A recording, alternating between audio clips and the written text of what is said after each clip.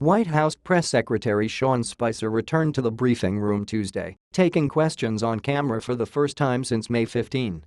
The embattled spokesman and de facto interim communications director, who had a two-week reprieve from the spotlight while President Donald Trump traveled abroad, addressed the press with the prospect of a larger personnel shakeup and a growing number of questions about the Trump-Russia probes that have engulfed the administration.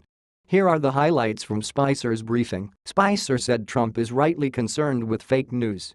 The president tweeted Tuesday morning that Russian officials are laughing at the U.S. and how a lame excuse for why the Dems lost the election has taken over the fake news.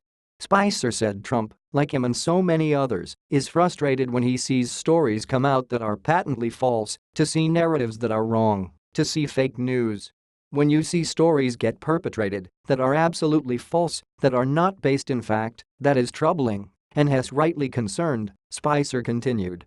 Spicer refuses to confirm or deny reports that Trump's son-in-law and senior advisor Jared Kushner tried to establish a back-channel with the Russians during the transition. "I think that assumes a lot," Spicer told a reporter, pointing to a statement from Kushner's lawyer regarding Kushner's willingness to share information with Congress.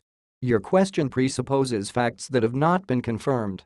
Trump is very pleased with his staff," Spicer said, hours after news surfaced that Trump had accepted Communications Director Mike Dubke's resignation on May 18.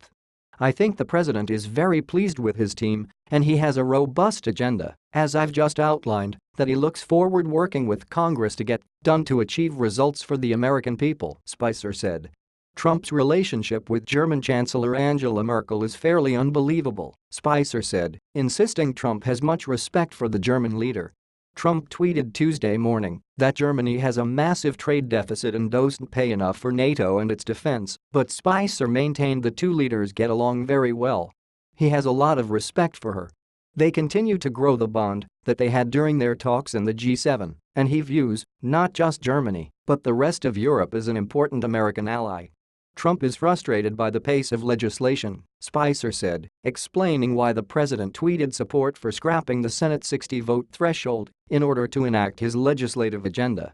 The Trump spokesman conceded that Senate's rules are up to Majority Leader Mitch McConnell, but suggested Trump is irked by Democratic obstruction and the slow movement of legislation.